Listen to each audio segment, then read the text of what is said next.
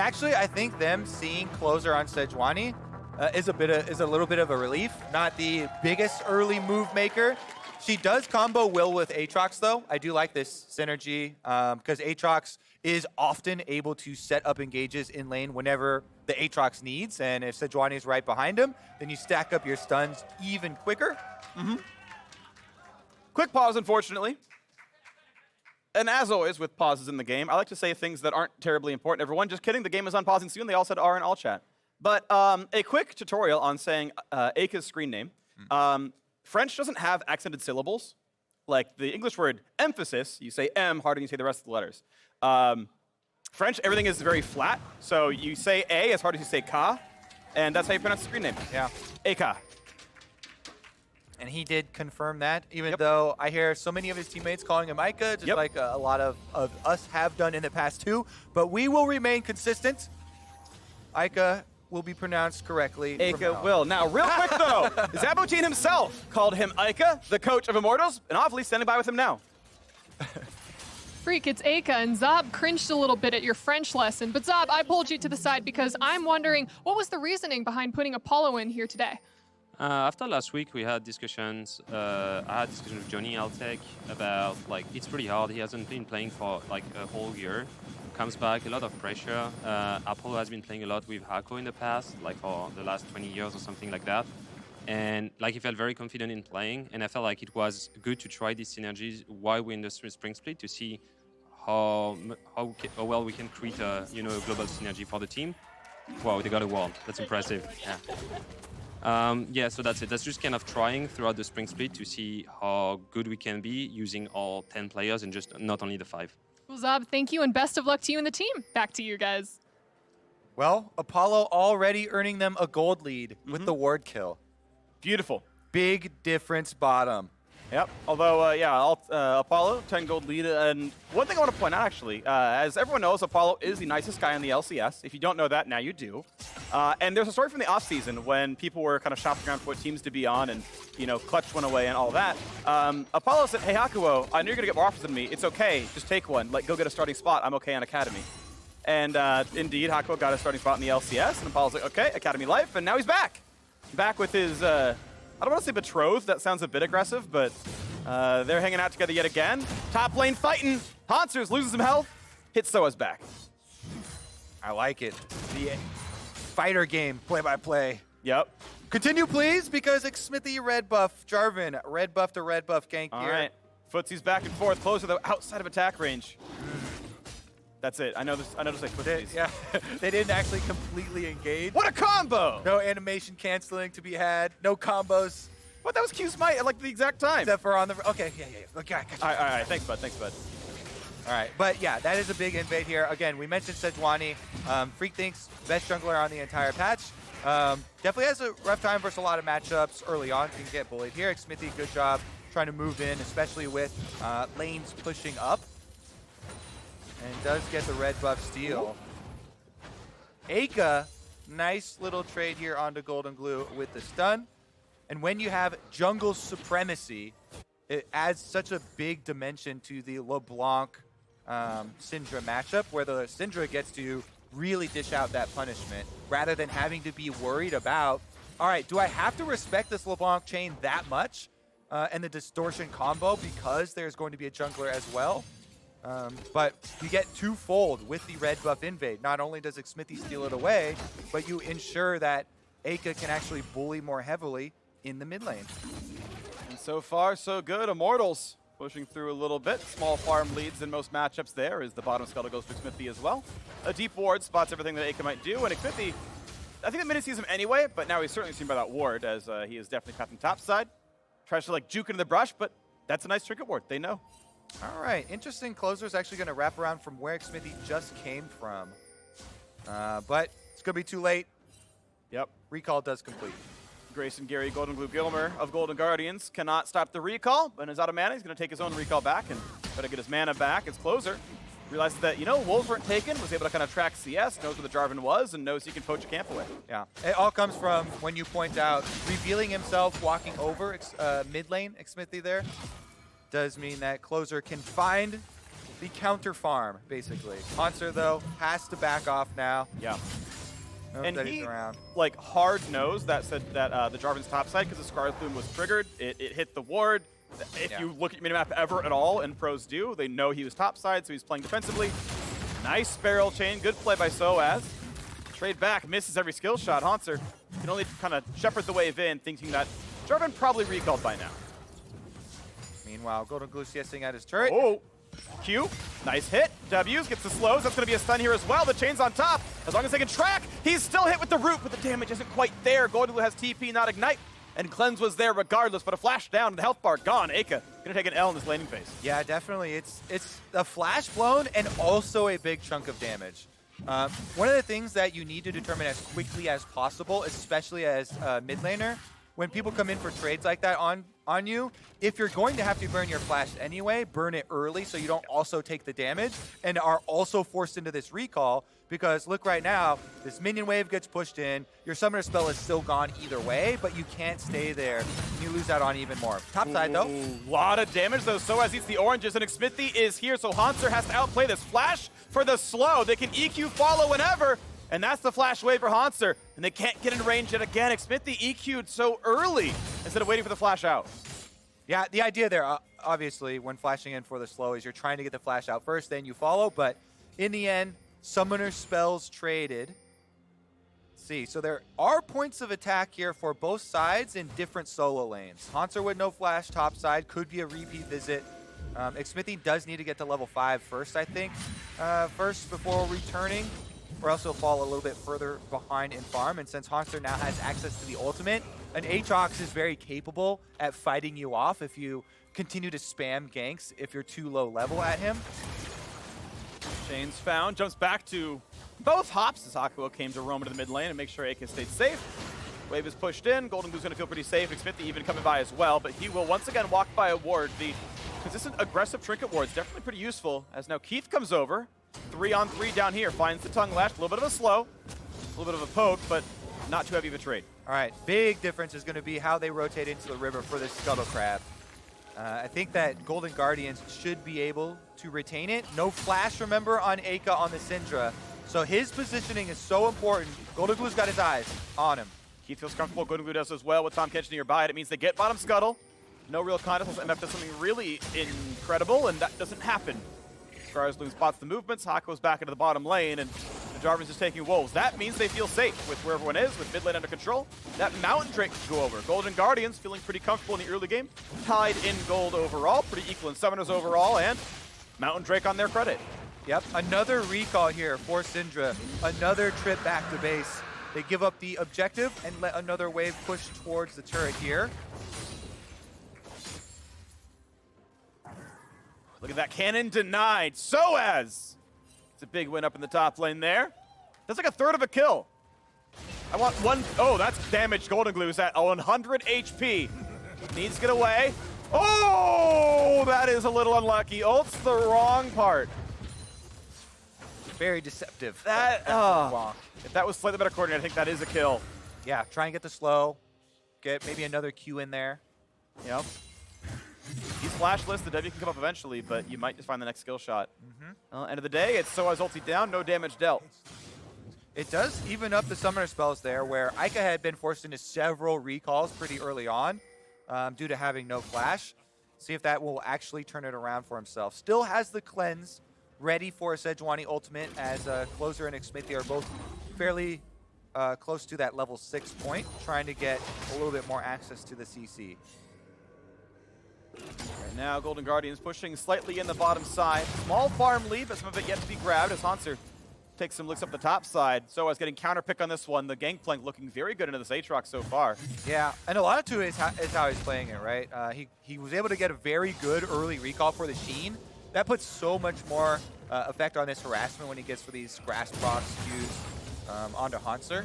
And look at Xmithie of the gank path, right? Expects the control ward in the river. Ooh, I don't know if he was in vision or not. That was close. It is a little early. So here's a general rule for vision. Well, maybe I'll wait for the gank to go. If you're moving up, you don't. If they have minions at the line of basically the next brush. Okay, there comes the dunk right over the top. Hauntzer, I believe E is down, can try to lifesteal, can try to slam, and he buys some space. Closer's here. The Rift Herald's giving moral support, and that's the ult over the top. That's gonna be the kill. First blood comes through, and Golden Guardians grab the double. Exactly what we mentioned 3 minutes ago, Phreak. Aatrox with the ultimate can sustain through those 2v2s, and he does it through a 2v1. Survives the sneaky gank from Xmithie, heals enough, and then is able to get out to his jungler. Closer had started up the objective, able to get the easy kill for himself. What a good play from Hauntzer. It's kind of sad for him that he doesn't actually get the last hit after doing so much here, but look at this. Xmithie goes in. He did get the knock-up from the flag and drag. That ult is actually really troll. It forces us to flash in. Yep. Flash into the Aatrox, who then gets the third Q sweet spot on both members inside the ultimate. Yeah. Xmithie, if he waits like half a second to ult there, it lets the Gangplank into that pit. Because the Aatrox is still knocked up and flashes. You've got time to wait on Cataclysm. That sucks to see a little bit for Immortals fans, and probably for sOAZ a bit there as well. But now there's more fighting the top side. Hauntzer's still got 350 gold off the 2 assists. Still gets more than a kill's worth of gold overall. Plus, pretty comfortable here. Plus objective picked up, right? Rift Herald definitely will be real money. It's pretty much guaranteed now. Whereas before, sometimes enemy teams could force you off, you're not in range or something like that. Now it will be in the hands of Closer, unleashed at his leisure. He could use it in topside and try and give some more back to Hauntzer. Yeah. But honestly, I'd rather have it mid lane. Mid lane is so important here with this matchup and trying to get some more territory for them to work with. Yeah, speaking of, they're battling back and forth right now. Do you want to give credit to FBI and Keith? They got a turret plate up in the bot lane by themselves. That knock-up means a lot more. sOAZ, there should be a tower dive, but he's running out of health. Hauntzer really giving it back now. Has the wave in a very good spot too, and sOAZ no teleport. So Hauntzer would just hold this wave, let it deny some more minions in front of his turret, and take back a lot of that gold. Xmithie's first gank was good. He burned the flash. He kind of set up for the second one. But top difference, Hauntzer outplaying the 1v2. Closer was there to follow up afterwards. Bot difference also. It's a 7 CS lead and a plate. This is a very good early game for Golden Guardians. Yeah, I especially like that. You know, the best defense in a lot of these scenarios when you have access to an ult like that, which gives you the healing, is to just try and fight your way out, try and heal up enough to buy that time. And call the jungler. Dragon going to arrive. Speaking of calling the junglers, 13 seconds, and you can see them working in tandem. This is something we mentioned so many times for years past. Keith and Closer working together through the river. They establish the control ward line, leading up to the Drake. Opens up for a little bit of a pick opportunity. Good on GoldenGlue, kind of goes the correct direction to juke the hook. He gets that, but that could have been dangerous if Hakuho had guessed it correctly. And now, a little bit of mid pressure. The ward's going to go down. Immortals feeling comfortable in the river for now. Note that sOAZ is actually walking down to this fight too. They don't want to wait the extra channel time of teleport. So I assume that Immortals are going to start this off in a hard force since they've committed their top laner to walk all the way down. Well, the first 2 Drakes are really squishy. Cloud especially so. Running it down. Nice pickup there. Closer is going to re-engage, though. Xmithie is going to be rooted in place. The follow-through. GoldenGlue claims the kill. A Drake for a kill and a wave denied on the top side. Hauntzer burned teleport, but got nothing for it. Yep, sOAZ walks all the way down. They burn it. They don't waste any time because Golden Guardians had to wait for that teleport to continue. They didn't want to hard commit to it a couple seconds earlier. They do go for the smite fight. Definitely big that it was secured here. Rift Herald actually activated on the bottom side in response, and Keith is still here, Closer with the opportunity to try and stick around and force a little bit of extra gold out of it. Plates 2, 3, and 4 fall off that plate, or off the turret, as if I got it very low. That's an anchor. That's going to look nice. Keith is going to defend, and they're going to find some damage over the top. The root there, Hakuho's got to be careful. Nice layer of ultimates is going to force the disengage. Summoner spells blown as well. Both heals on both sides. And a little bit of an extra flash there as Hakuho was the one that was caught. Mid lane still poking around here, but since both of them have gone the Merc Treads route, definitely lowers the chance of those solar kills. Here it is. So they're burning down the dragon, knowing that the teleport has to continue. Closer jumps in to try and smite fight a little bit late. Xmithie's already gotten it, but he's dead for like nowhere he's going to get even with that flash. Yeah. So extra summoner spell is burned as Golden Guardians collect. The Oceans bring life, and we'll see which squad it is that moves up the standings here. Immortals at 5-5. Golden Guardians just a single game behind them. Hoping to improve if they can. And if we go back to the intro, you know, Immortals have had such a rough time in these early games. All of their games, this split, and yet their record is still 5-5, still up there towards the top half of the standings. Yet again, Golden Guardians beating them in the early game. A lot of these early plays going their way. You know, Hauntzer good, 1v2s, closer in the right position at the right time. So they have the goal lead to work with, but it has been a highlight of Immortals mid-game where with the veteran players, sOAZ and Xmithie, two of the guys that have played for some of the longest time in all of League of Legends, really start to take over. And they have a lot of the tools to do it in this game as well. sOAZ, Gangplank, even though Hauntzer started to retake control, he does have the big item completion Trinity Force, right? Yeah. And level 11 is very close for your rank 2 ultimate. Still needs quite a few extra levels in his barrels to be able to bring that late game team fighting, but it's level 3 right now. A couple more to lower that duration on the charge time. See if they actually focus up here though. Hakuho and Apollo trying to defend mid with Xmithie waiting for an overextension. Yeah, a few more levels. sOAZ gets there. We'll see now as ward battles continue. FBI knocks down the swept control ward from Keith as top scuttle goes to Golden Guardians here as well. And 2 minutes till the Ocean Drake spawns. 4 minutes until Baron comes up. As the push continues, GoldenGlue is now side laning. Eika picking up the Merc Treads to survive the matchup. GoldenGlue doing the same as it is very volatile. Do you want to point out that gold for gold, Merc Treads is better in the Mage 1v1 than Sword Shoes is, even though they're both assassin type champions who want to kill. If you're playing the 1v1, Merc Treads is objectively the stronger item. So that's why you often see this. You see these Merc Tread pickups in these sort of offensive champions. Now Xmithie, his days are numbered. The stuns come over the top, and Hauntzer finally gets a kill on the scoreboard.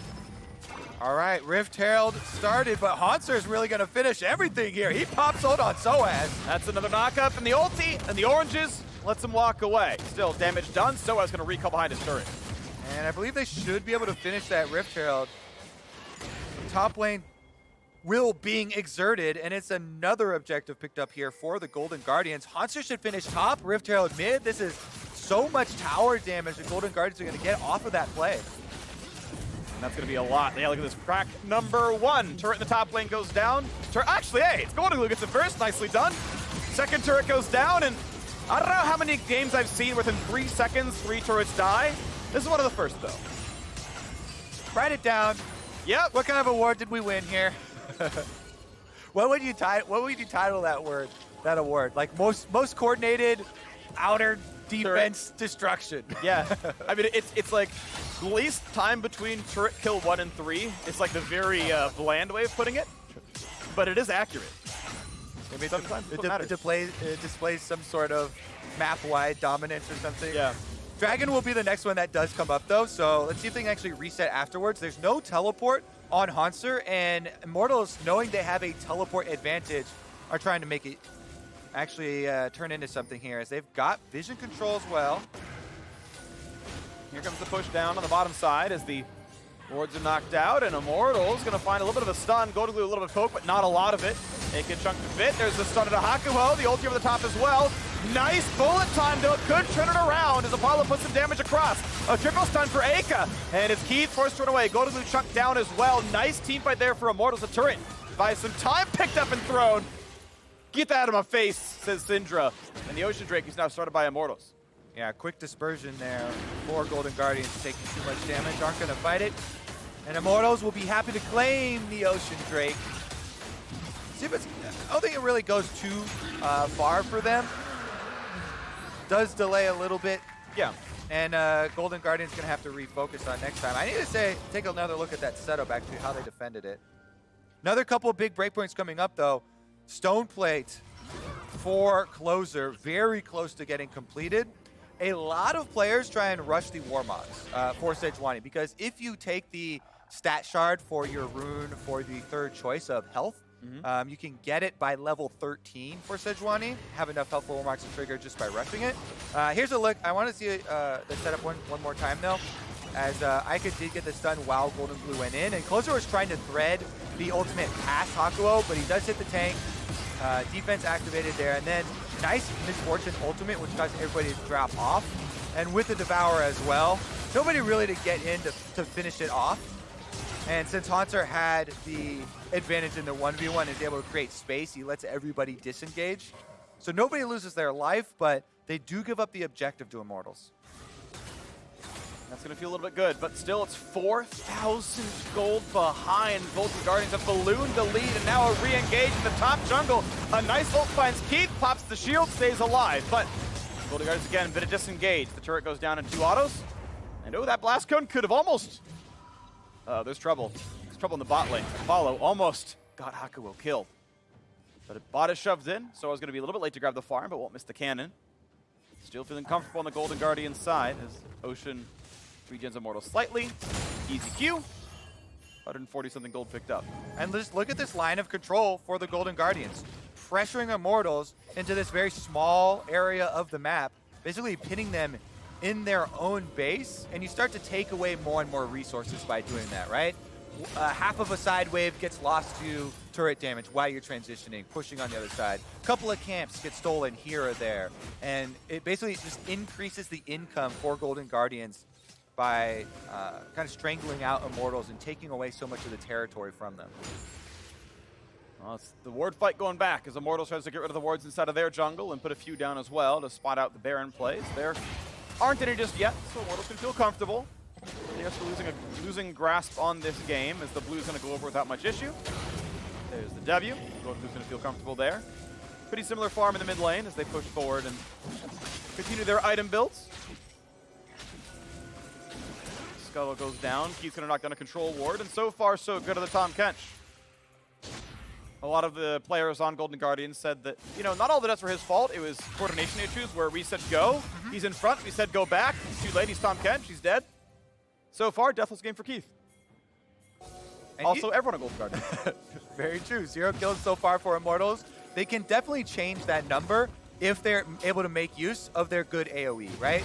If you go over the possibilities here for Immortals, we mentioned sOAZ earlier, but he brings a lot of the AoE damage. If you can get Jarvan ultimate with Misfortune, that's a classic combo, almost as classic as the one with Rumble. And then both their solo laners as well layer so much AoE. So even though they're pinned into these small areas, if they can make use of that AoE within the jungle corridors that the Golden Guardians are transitioning through, then they can definitely turn around. You win one of these team fights, all of a sudden, that's a possible Baron play. So you can definitely win from behind right now. Ooh. Get away. He's fine.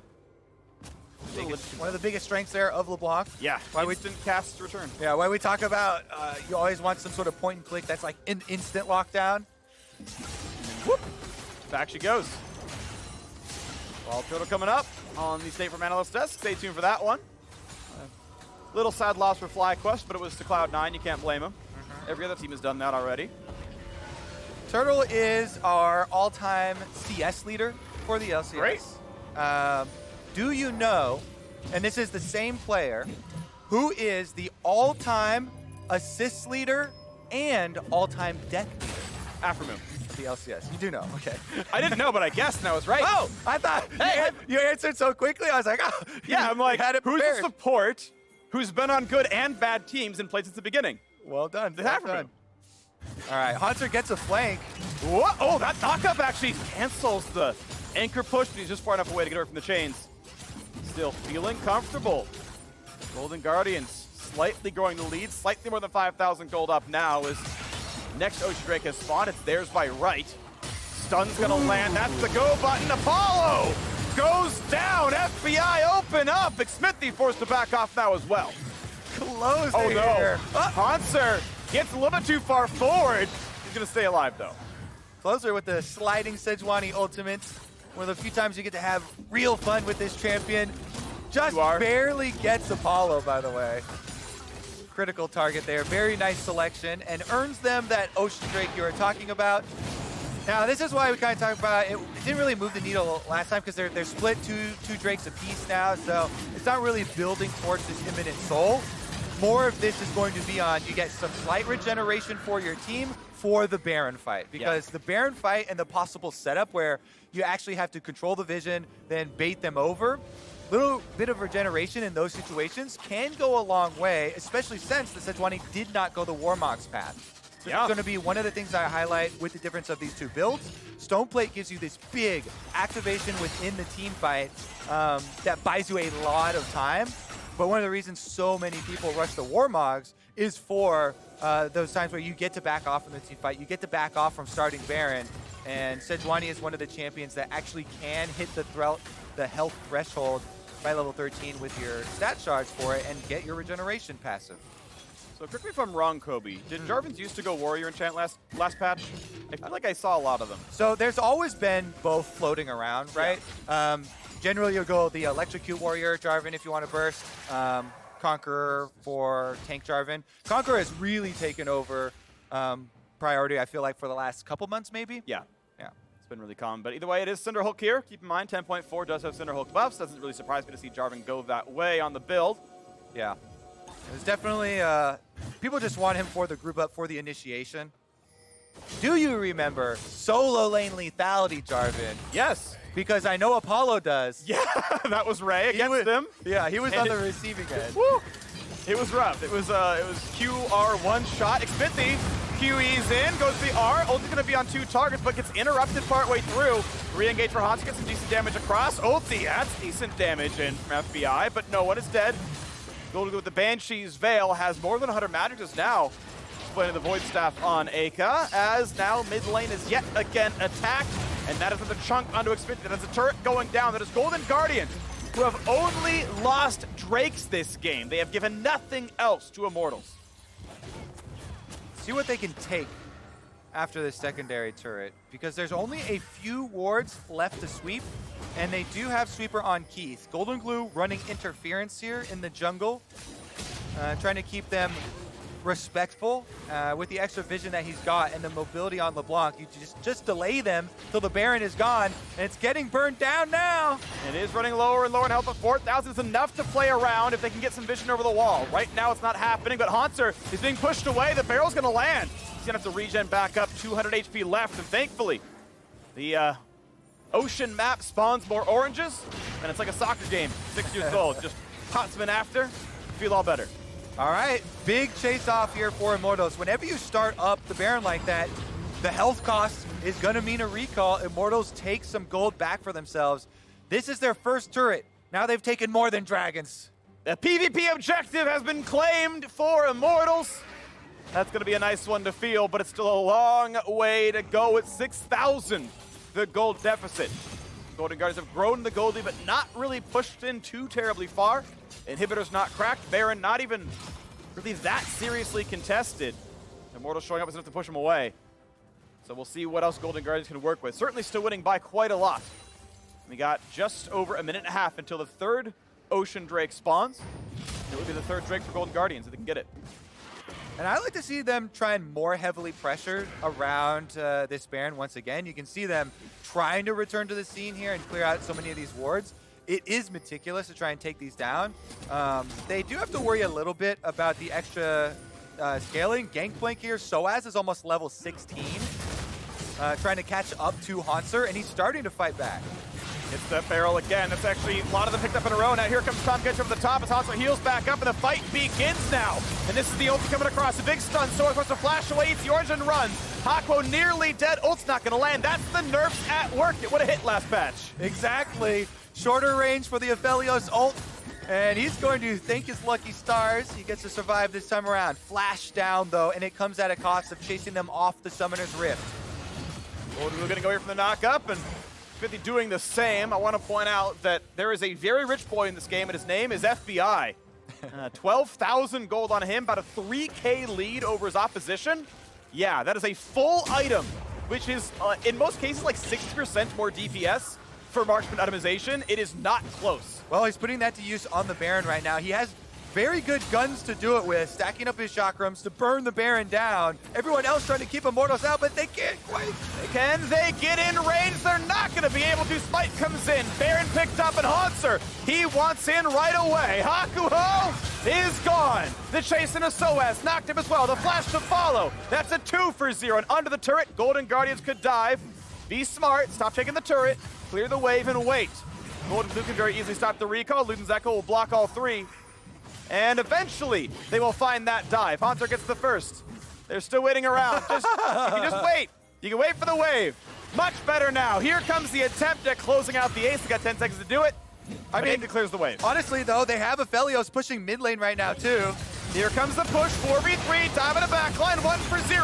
Ulti comes in, a great bullet time, but a flash follow stops that one. That's gonna be 3 kills picked up. Sadly, Hakuho respawned, so you don't get the call out. But this game is basically over. 30 minutes in, on to the Nexus turrets, FBI 1-0-1. Sat there pushing mid, didn't pad the KDA, but went to close the game out. The tower dive worked, and Golden Guardians don't even lose a champion as they take down Immortals.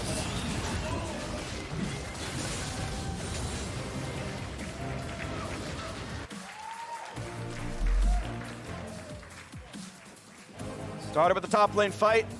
Hauntzer survives the 1v2 and Closer cleans it up. True to the name. Yeah, Hauntzer had so many big plays for the team, just individually with this Aatrox, earning them so many advantages they're able to stack up. Credit to the entire team as a whole for the way that they play the Baron. Yep. Everybody trying to buy time for FBI on the Aphelios to finish it off. Closer can tank it pretty much indefinitely on the Sejuani, and they just need time for all the chakrams to continue spinning as they cut down the purple worm. Apollo was supposed to help clear up the landing phase for the Immortals bot lane, but it was still Golden Guardians who won that 2-on-2 pretty handily. A 2-on-2 turret plate, 3,000 gold advantage at the end of the game. Well done to FBI and the rest of the crew. A good win for them. Now after the break,